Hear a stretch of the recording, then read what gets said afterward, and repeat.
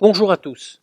Dans la paracha de cette semaine, nous voyons les Juifs conclure leur sortie d'Égypte. Nous les voyons devant la mer, nous les voyons traverser la mer, suivis par les armées du Pharaon à leur poursuite. Nous voyons aussi, bien sûr, comment la mer va engloutir ces armées. Et ainsi, le peuple juif passe de l'autre côté, la liberté devant lui.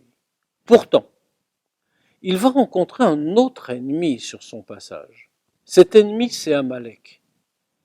Et il est intéressant de comparer les deux guerres que, dans le même temps presque, les Juifs doivent affronter.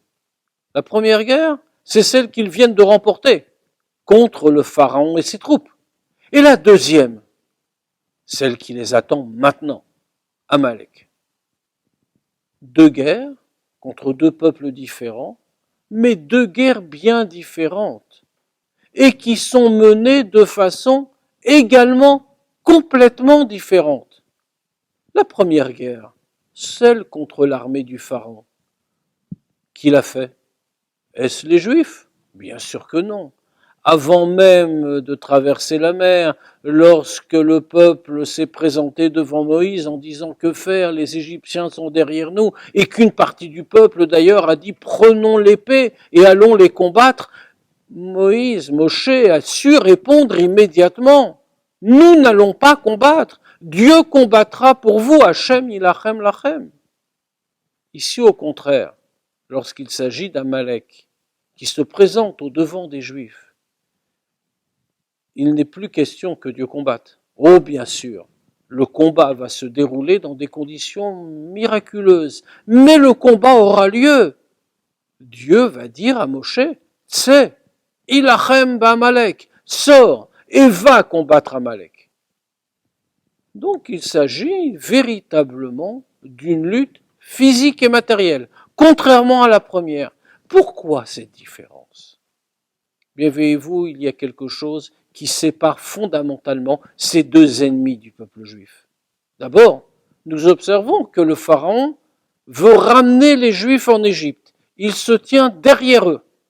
Amalek, lui, vient leur rencontre. Il se tient au devant d'eux. En fait, Amalek ne veut pas ramener les Juifs où que ce soit.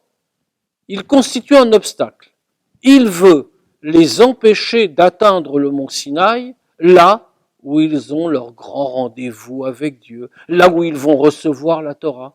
La démarche est bien différente. Le premier veut ramener dans la servitude, dans le monde matériel, alors que le second veut empêcher le développement du spirituel. Eh oui, Amalek est une impureté d'une catégorie particulière. Amalek, nous disent nos sages, c'est celui qui a trouvé les Juifs enthousiastes, brûlants de l'amour de Dieu, mais qui a entrepris de refroidir le feu ardent qu'il représentait spirituellement. Il est celui qui vient attiédir.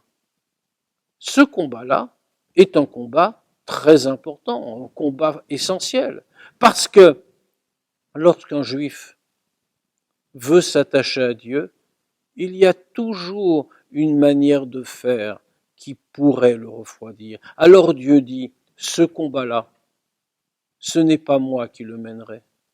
Le combat contre les forces du monde matériel qui voulaient vous retenir, je peux le mener pour vous et je remporterai la victoire pour vous. Mais ce combat-là contre la tiédeur, c'est vous qui devrez le mener, même si je vous y aide.